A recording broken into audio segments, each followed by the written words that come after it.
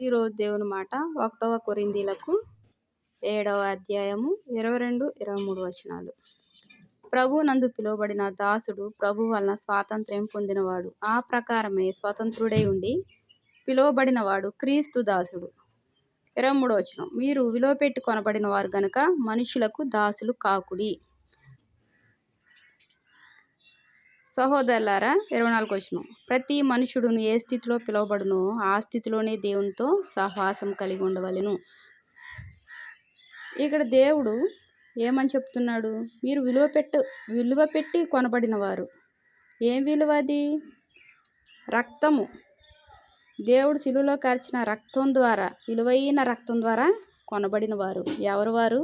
వాక్యం వింటున్న నేను, నువ్వు, మనందరం కూడా ఆయన పరిశుద్ధమైన రక్తంతో కొనబడిన వారము. అది ఎంతో విలువైంది, పవిత్రమైంది, శ్రేష్టమైనది, అమూల్యమైనది, శక్తివంతమైనది, క్షేమం ఇచ్చేది, మేలిచ్చేది. అటువంటి గొప్ప విలువైన వెలకట్టలేని ఆ రక్తంతో మనం కొనబడ్డాము.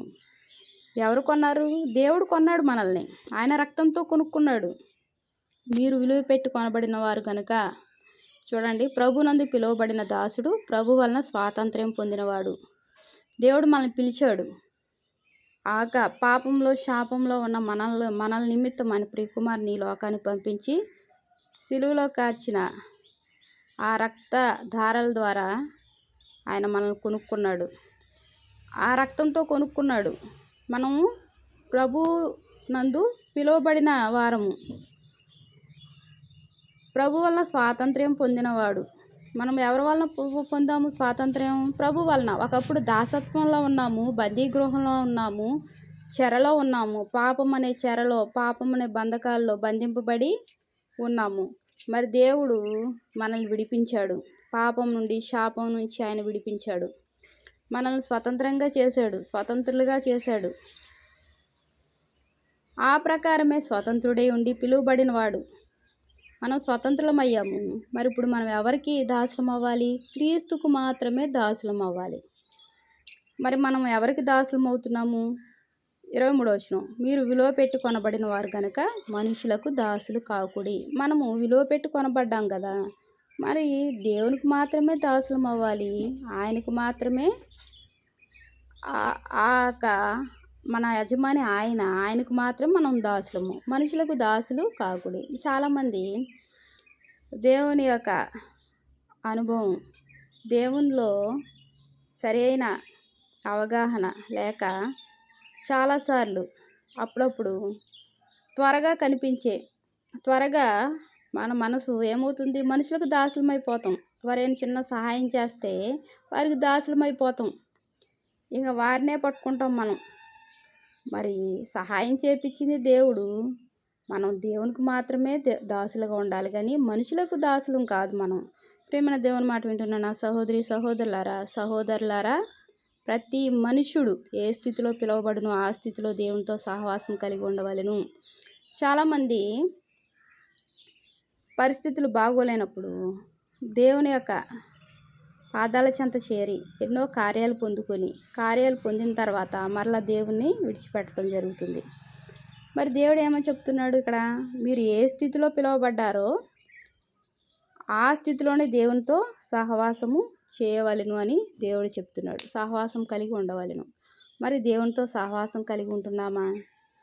మనం ఏ స్థితిలో మనము దేవుని పాదాల చెంత చేరామో, ఎన్ని కార్యాలు మనం చూసామో, ఎన్ని ఆశ్చర్యకార్యాలు దేవుడు మన పట్ల చేశాడో మనం గుర్తుపెట్టుకున్నామా? ప్రియమైన వాళ్ళారా, మనం ఆ స్థితిని మర్చిపోకూడదు. ఆ స్థితి ఎప్పుడు జ్ఞాపకం చేసుకొని ఆయనకు దాసులుగా ఉండి ఆయన పాదాల చెంత చేరే అనుభవం కలిగి ఉండాలి. ఆయనతో సహవాసంను మానుకోకూడదు. మనము మన స్నేహితులను ఎంతగానో ప్రేమిస్తాము.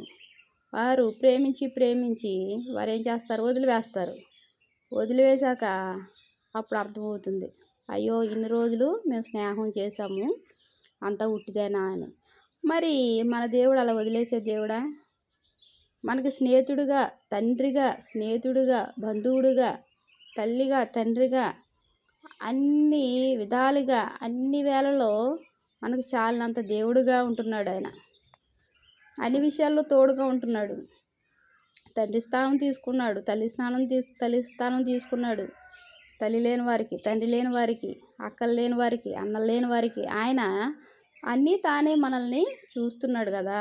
మరి మనం ఏ స్థితిలో పిలువబడ్డామో ఆ స్థితిని మర్చిపోయి వేరొక స్థితి వైపు మన కనుదృష్టి ఉంచితే మనకి మేలా క్షేమమా? ప్రియమైన వాళ్ళారా, మనం ఏ స్థితిలో పిలువబడ్డామో ఆ స్థితిలోనే దేవునితో సహవాసం చేయాలి. మనము మనుషులకు కాకుండా దేవునికి మాత్రమే దాసులుగా ఉండాలి. దేవునికి వందనాలు. ప్రార్థన చేసుకుందాం.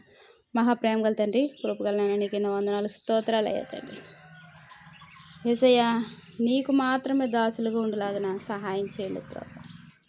తండ్రి, నీకు ఇష్టలుగా జీవిస్తూ నీతో సహవాసం చేస్తూ తండ్రి ఏ స్థితిలో తండ్రి పిలువబడ్డామో ఆ స్థితిని జ్ఞాపకం చేసుకొని నీతో సహవాసం కలిగి జీవిస్తూ ప్రభా అనేకమైన ఆశీర్వాదాలు పొందుకునే కృపను అనుగ్రహించండి. వాక్యం వింటున్న ప్రతి ఒక్కరిని ఆశ్రయించి దీవించి నీ దీవులతో నింపండి. తండ్రి, నీకు ఎన్నో వందనాలు, స్తోత్రాలు చెల్లించుకుంటూ నా ప్రభుని ప్రియ రక్షకుడు అనే యేసుక్రీస్తు వారి నామంలో అతి వినయంగా బ్రతిమలాడి వేడుకుంటున్నాను తండ్రి. ఆమేన్. Praise lord.